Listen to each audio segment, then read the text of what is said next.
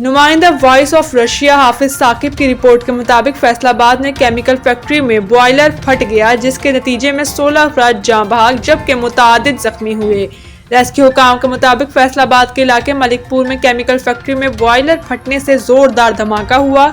धमाके के बायस फैक्ट्री में आग लग गई। धमाके से फैक्ट्री और करीब मकानों की छतें भी गिर गईं। हुकाम का कहना है कि रेस्क्यू टीमें इमदादी कार्रवाइयों में मसरूफ हैं। जाए वक़ुआ से मलबा हटाया जा रहा है। अब तक 16 अफराद की लाशें निकाली जा चुकी हैं, जबकि कई अफराद के मलबे तले होने का खदशा है।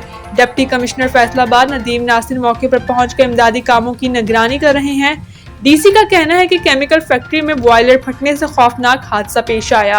हादसे में कई अफराद की जान चली गई। बॉयलर फटने से करीबी घरों को शदीद नुकसान पहुंचा। हादसे के जख्मियों को अस्पताल मुंतकिल कर दिया गया है। रेस्क्यू, सिविल डिफेंस और दीगर इदारे इमदादी सरगर्मियों में मसरूफ हैं। फैक्ट्री मालिकान के खिलाफ कानूनी कार्रवाई की जाएगी। वज़ीर आला पंजाब मरियम नवाज शरीफ ने वाक़ये का नोटिस लेकर कमिश्नर फैसलाबाद से सानिया की रिपोर्ट तलब कर ली।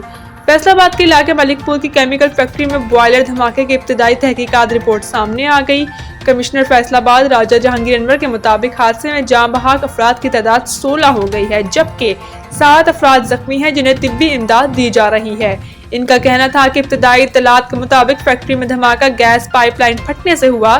ज्यादा जानी नुकसान फैक्ट्री से मुल्हक्का घरों के रिहायशियों का हुआ।